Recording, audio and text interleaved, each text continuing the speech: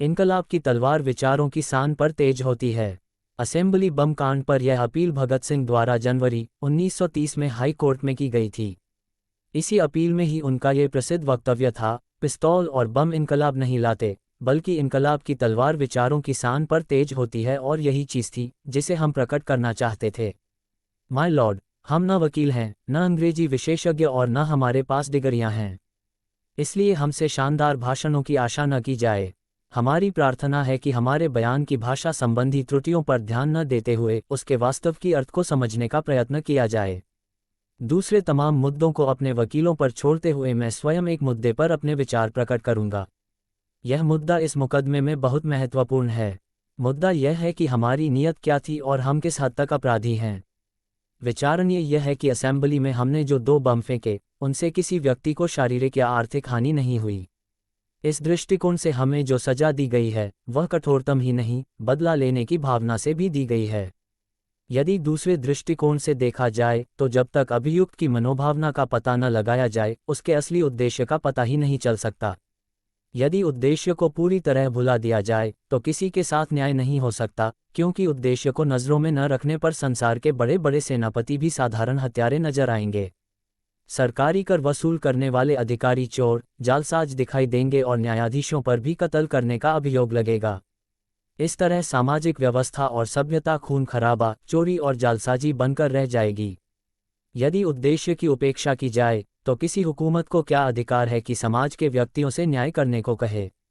यदि उद्देश्य की उपेक्षा की जाए तो हर धर्म प्रचारक झूठ का प्रचारक दिखाई देगा और हर एक पैगंबर पर अभियोग लगेगा कि उसने करोड़ों भोले और अनजान लोगों को गुमराह किया। यदि उद्देश्य को भुला दिया जाए तो हजरत ईसा मसीह गड़बड़ी फैलाने वाले, शांति भंग करने वाले और विद्रोह का प्रचार करने वाले दिखाई देंगे और कानून के शब्दों में वह खतरनाक व्यक्तित्व माने जाएंगे।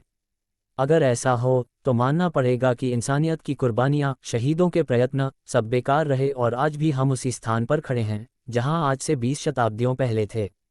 कानून की दृष्टि से उद्देश्य का प्रश्न खासा महत्व रखता है। माय लॉर्ड, इस दशा में मुझे ये कहने की आज्ञा दी जाए कि जो हुकूमत इन कमीनी हरकतों में आश्रय खोजती है, जो हुकूमत व्यक्ति के कुदरती अधिकार छीनती है, उसे जीवित रहने का कोई अधिकार नहीं। अगर यह कायम है तो आर्जी तौर पर और हजारों बेगुनाहों का खून इसकी गर्दन पर है। यदि कानून उद्देश्य नहीं देखता तो न्याय नहीं हो सकता और न ही स्थायी शांति स्थापित हो सकती है।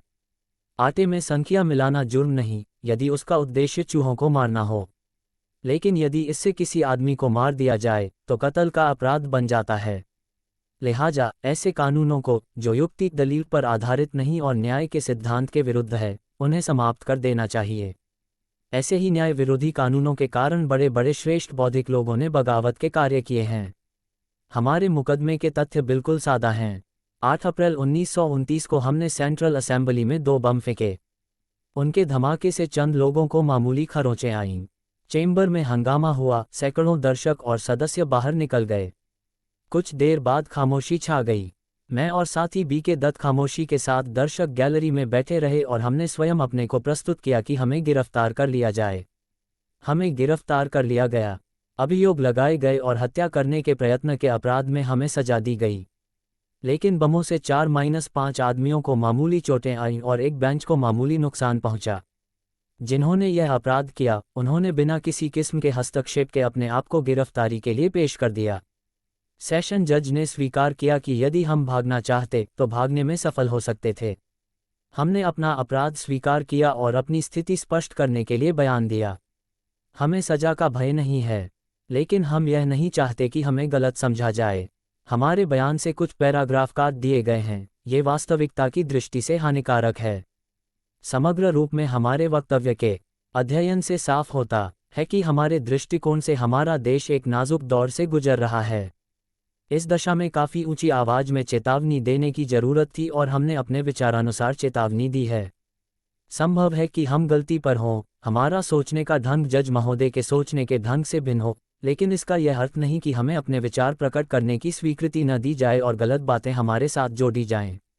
इनकलाब जिंदाबाद और साम्राज्यवाद मुर्दाबाद के संबंध में हमने जो व्याख्या अपने बयान में दी उसे उड़ा दिया गया है, हालांकि यह हमारे उद्देश्य का खास भाग है। इनकलाब जिंदाबाद से हमारा वह उद्देश्य नहीं था जो आमतौर पर गलत अर्थ में समझा जाता है। पिस्तौल और बम इनकलाब नहीं लाते, बल्कि इनकलाब की तलवार विचारों की शान पर तेज होती है, और यही चीज़ थी जिसे हम प्रकट करना चाहते थे। हमारे इनकलाब का अर्थ पूंजीवादी युद्धों की मुसीबतों का अंत करना है। मुख्य उद्देश्य और उसे प्राप्त करने की प्रक्रिया समझे बिना किसी के संबंध में निर्णय देना उचित नहीं। गलत बातें हमारे साथ जोना साफ अन्याय है। इसकी चेतावनी देना बहुत आवश्यक था। बेचैनी रोज रोज बढ़ रही है। यदि उचित इलाज न किया गया तो रोग खतरनाक रूप ले लेगा। कोई भी मानवीय शक्ति इसकी रोकथाम न कर सकेगी। अब हमने इस तूफान का रुख बदलने के लिए ये कार्रवाई की। हम इतिहास के गंभीर अध्येता हैं। हमारा विश्वास है कि यदि सत्ताधारी शक्तियां ठीक समय पर सही कार्रवाई करतीं तो फ्रांस और रूस की खूनी क्रांतियां न बरस पड़तीं। दुनिया की कई बड़ी बड़ी हुकूमतें विचारों के तूफान को रोकते हुए खून खराबे के वातावरण में डूब गईं। सत्ताधारी लोग परिस्थितियों के प्रवाह को बदल सकते हैं। हम पहले चेतावनी देना चाहते थे। यदि हम कुछ व्यक्तियों की हत्या करने के इच्छुक होते तो हम अपने मुख्य उद्देश्य में विफल हो जाते।